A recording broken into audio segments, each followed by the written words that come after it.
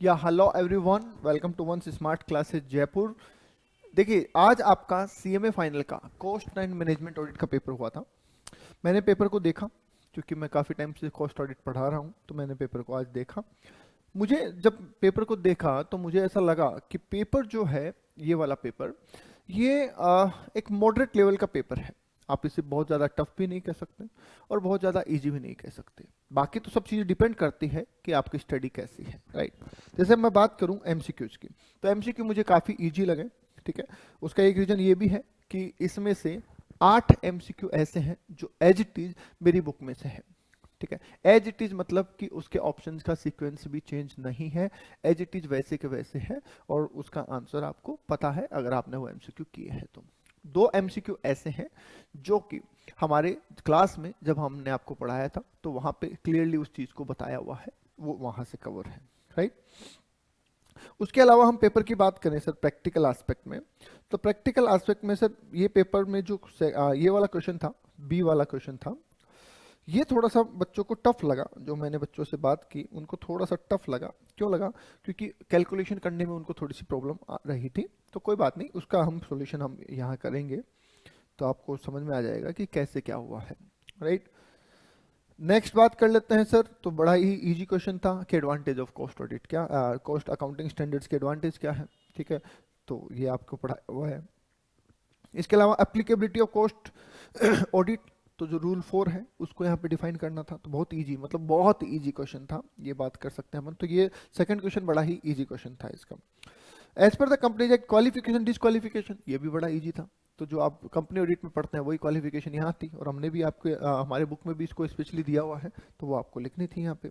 ठीक है, audit programme क्या होता है, तो कॉस्ट ऑडिट प्रोग्राम क्या होता है, और अगर audit of production of manufacturing आप यूनिट कर रहे हैं, यूनिट ऑफ प्रोडक्ट वाइज कर रहे हैं, तो उसका प्रोग्राम आपको एक बना के देना था, मतलब एक परफॉर्मा बना के देना था।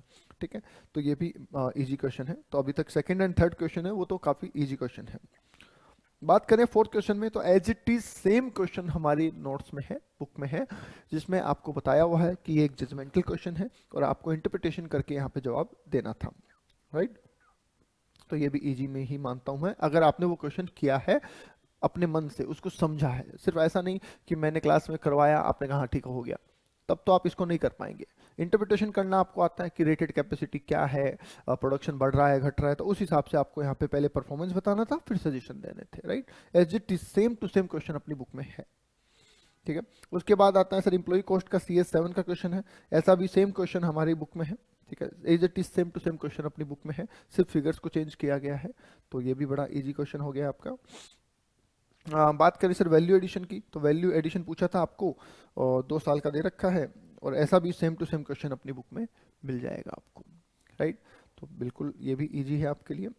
List out the code of ethics for the certified fraud examiner as per the CFE code of professional standards. ये थोड़ा सा टफ क्वेश्चन है क्योंकि ऐसी चीजें बुक में मेंशन नहीं है। ठीक है, कोड ऑफ एथिक्स मेंशन है पर specifically for certified fraud examiner ऐसा कुछ मेंशन नहीं है, तो ये आपके लिए थोड़ा सा टफ क्वेश्चन था। Enumerate the measures to be taken for the customer due diligence and provision related to the record keeping as per the prevention of money laundering। Easy question था, क्या क्या रिकॉर्ड्स मेंटेन करने हैं, किस तरीके से करने हैं, वो सारी बातें हैं। ठीक है, what do you understand by corporate social responsibility क्या होती है, और इंटरनल ऑडिटर इसको कैसे करता है। तो ये भी as it is same topic अपने नोट्स में है, अपनी बुक में है, तो ये भी आपके लिए इजी था। इंफॉर्मेशन सिस्टम ऑडिटर जो है XYZ बैंक का, वो डेटा इंटीग्रिटी को कैसे मेंटेन करेंगे। ठीक है, तो उसको बताना था आपको, तो डेटा इंटीग्रिटी आपको पढ़ाया हुआ है, तो यस ये भी आपके लिए बड़ा इजी था। और 4 essential dimension involve in the corporate development audit, scope of corporate, ये सब कुछ एज इट इज, मतलब मैं ये कह सकता हूँ कि सर ये पूरे पेपर में से 90 प्लस मार्क्स, 90 प्लस में भी नहीं बोलूंगा मैं, इसमें मैं सिर्फ हटा देता हूँ अगर बात करें तो ये 7 नंबर का। ठीक है, तो 93 मार्क्स का अपनी बुक से है, 93 मार्क्स का पेपर एज इट इज अपनी बुक से है। ठीक है, तो फिर आपका गलत होने का या फिर खराब होने का तो सवाल ही नहीं उठता है, राइट। चलिए हम आज MCQ को डिस्कस कर लेते हैं कि MCQs में क्या है, तो आइए देख लेते हैं। और साथ में मैं आपको ये भी बता देता हूँ कि अपनी बुक में कौन से नंबर पे है, ताकि आपको कॉन्फिडेंस मिल जाए उसमें, राइट। चलिए भाई, देखिए क्वेश्चन नंबर 1 की बात कर रहे हैं हम। क्वेश्चन नंबर 1 जो है वो सिंपल, बहुत बेसिक सा क्वेश्चन था कि sir which of the following is और are the objective for which cost audit is undertaken. हम कॉस्ट ऑडिट क्यों करवाते हैं। बुक में हमने इस क्वेश्चन का एमसीक्यू हमारी बुक में नहीं है, एज इट इज बोले जाए तो ये एमसीक्यू नहीं है, पर आपको जनरल ऑब्जेक्टिव और सोशल ऑब्जेक्टिव बताया हुआ है, उसमें ये पॉइंट्स कवर हो जाते हैं कि sir accuracy of cost records के लिए हम कॉस्ट ऑडिट कराते हैं। हाँ ठीक है सर। सर हम ये जानने के लिए कि कॉस्ट अकाउंटिंग प्रिंसिपल्स को फॉलो किया गया है, इसके लिए कॉस्ट ऑडिट कराते हैं। हाँ। To reduce the amount of detail checking by the external auditor if effective internal control audit internal cost audit system is in operation. अगर sir internal cost audit operation लगा हुआ है तो ऑब्वियस सी बात है जो एक्सटर्नल ऑडिटर आएगा उसके लिए इजी रहेगा। यस, तो ये तीनों ही चीजें ओके हैं, तो इसके हिसाब से आंसर जो होता है हमारा वो डी हो जाता है, ऑल ऑफ द अबव। कि सर ये अब ये question as it is book में नहीं है, पर इसको अंडरस्टैंडिंग से किया जा सकता है, काफी इजी क्वेश्चन है। ठीक है, उसके बाद आ जाते हैं sir question number 2। Which of the following is not a professional misconduct, not a professional misconduct in relation to the cost accountant in the practice as per the second schedule। अब यहां पे ये ध्यान देने की जरूरत है कि ये नहीं बोला कि कौन सा मिसकंडक्ट नहीं है, ये बोला सेकंड शेड्यूल के हिसाब से कौन सा नहीं है। तो जो फर्स्ट के हिसाब से है वो सेकंड के हिसाब से नहीं है। ठीक है, तो as it is same to same question है, और मैं आपको बता दूं अपनी बुक में ये क्वेश्चन नंबर 42 है। ठीक है, मेरी बुक जो है उसमें क्वेश्चन नंबर 42 है ये, और एज इट इज ऑप्शन का सीक्वेंस भी ये का ये ही है। तो आंसर यहाँ पे आपका रहेगा डी, क्योंकि ये फर्स्ट शेड्यूल में पार्ट 4 में कवर होता है। ठीक है, ये फर्स्ट शेड्यूल के पार्ट 4 में कवर होता है, इसलिए हम ये कह सकते हैं कि ये सेकंड शेड्यूल में नहीं है। राइट, चलिए सर बात कर लेते हैं क्वेश्चन नंबर 2 की। Foreign exchange component of the imported material is converted at the rate on. जब हम बाहर से इंपोर्टेड मटेरियल मंगाते हैं तो उसको इंडियन करेंसी में जब कन्वर्ट करते हैं तो कौन सी रेट का इस्तेमाल करेंगे। तो ये क्वेश्चन भी अपनी बुक में है, और क्वेश्चन नंबर है इसका 47। ठीक है, कि 47 नंबर का क्वेश्चन है, और इसका जो सही जवाब है वो है सी, डेट ऑफ ट्रांजैक्शन। ऐसा एक क्वेश्चन भी है, प्रैक्टिकल क्वेश्चन भी है। तो जिस दिन ट्रांजैक्शन हुआ हम उस दिन की रेट से कन्वर्ट करते हैं, बाद में चाहे कम हो जाए और चाहे ज्यादा हो जाए हमें कोई फर्क नहीं पड़ता है। क्वेश्चन नंबर 4 जो है, penalty paid to the PF authority is included और एक्सक्लूडेड या based on the individual case या partly included in the employee cost. Employee cost में ऐड होती है नहीं होती, ये अपनी बुक का क्वेश्चन है, question number 59 and question number 87। दो जगह पे ये क्वेश्चन डाला हुआ है। ठीक है, क्योंकि एक बार तो क्वेश्चन अलग जगह से उठाया हुआ है और एक बार एग्जाम का उठाया हुआ है, इस तरीके से 2 बार अपनी बुक में क्वेश्चन डाला हुआ है। और इसका आंसर तो आपको पता ही है क्या, कि सर जो पेनल्टी फाइन होते हैं वो इंक्लूड नहीं होते हैं, तो यहाँ पे आंसर हो जाएगा बी, एक्सक्लूडेड।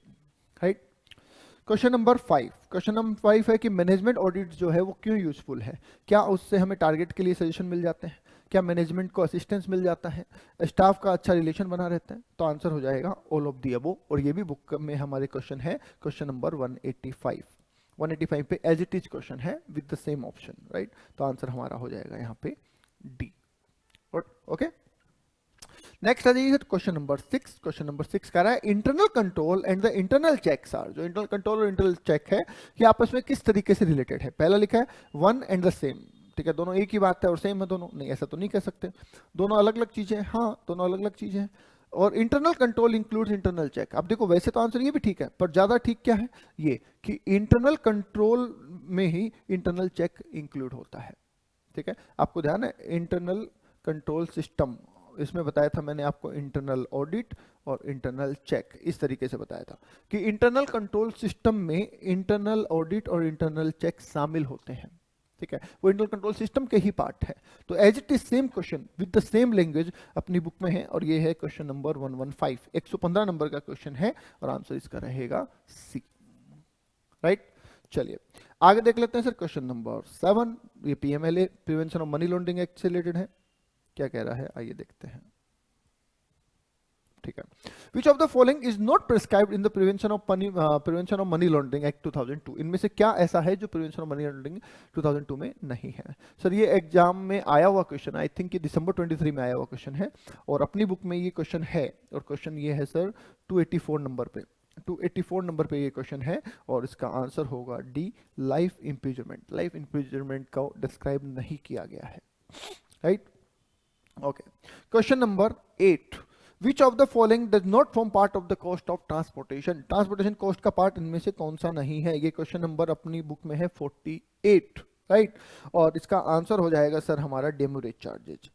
ठीक है, डेमोरेज चार्जेस को हम यहाँ पे ऐड नहीं करते हैं। Demurrage charges will not form part of the cost of production. ठीक है, लोकल एक्ट्रॉय लग जाएगी, ट्रांजिट इंश्योरेंस भी है, फ्रेट है, तो ये सब ट्रांसपोर्टेशन कॉस्ट का ही पार्ट है, राइट। पर डेमोरेज चार्जेस जो है वो पार्ट नहीं है, क्योंकि एक तरीके का फाइन और पेनल्टी है। ठीक है, हालांकि कुछ पॉइंट में जैसे मेटेरियल कॉस्ट में इसको लेके थोड़ा सा कॉन्फ्लिक्ट है, कुछ क्वेश्चन में ऐड किया गया है, पर थ्योरेटिकली बात करें तो ऐड नहीं होगा, right. Question number 9, question number 9 कह रहा है as per the CS2 actual capacity utilisation जो है वो हम किसके परसेंटेज में निकालते हैं। तो सर ये एज इट इज एमसीक्यू नहीं है अपनी बुक में, पर इसके बहुत सारे प्रैक्टिकल क्वेश्चंस मैंने आपको करवाए हुए हैं जिसमें हमने एक्चुअल कैपेसिटी यूटिलाइजेशन निकाला हुआ है, और उसमें मैंने आपको बार बार बोला था कि इसकी कैलकुलेशन जो है वो इंस्टॉल्ड कैपेसिटी पे होती है। ठीक है, तो यस ये हमने बात करी थी इसमें, और यहाँ पे स्पेलिंग मिस्टेक है, इंस्टीट्यूट को बोल देना। ठीक है, चलिए जी आगे देख लेते हैं क्वेश्चन नंबर लास्ट है। हाँ, question number 10, machinery used in the defence space atomic energy sectors and fulfilling turnover criteria is under, ये रेगुलेटेड में है, नॉन रेगुलेटेड बोल सकते हैं, अनरेगुलेटेड में है, ऑक्यूपाइड बाय द डिफरेंट स्टेट्यू है, नॉट अप्लीकेबल कैटेगरी है। तो सर ये भी अपनी बुक में सेम क्वेश्चन है, क्वेश्चन नंबर 23। ठीक है, और ये नॉन रेगुलेटेड सेक्टर्स में होते हैं, आंसर इसका है बी, राइट। तो यस देखिए, सिर्फ क्वेश्चन नंबर 9 जो है, जो वैसे भी प्रैक्टिकल से बनाया है, बेसिकली इन्होंने बनाया है प्रैक्टिकल से, तो ये as it is copied question नहीं है, तो ये क्वेश्चन अपनी उसमें एग्जिट बुक में नहीं है, पर कॉन्सेप्ट में करवाया हुआ है। और क्वेश्चन नंबर 1 भी बनाया हुआ है, तो ये क्वेश्चन जो फ्रेम हुए हैं उनके अलावा पूरे 8 क्वेश्चन अपनी बुक में से हैं। आई होप आपने पेपर अच्छा किया होगा। सेक्शन ए हमने आज डिस्कस कर लिया है, बाकी के आंसर हम नेक्स्ट वीडियो में डिस्कस करेंगे। हाँ, अगर आपको बाकी के आंसर चाहिए तो आप एक बार कमेंट में जरूर बता देना इस वीडियो के, ताकि हमें भी पता रहे कि हाँ आपको रिक्वायरमेंट है या नहीं है। ठीक है, और कितना आपको उसका इंतजार है, सब चीज़ आप कमेंट में बताइए। आज के लिए इतना ही, थैंक यू।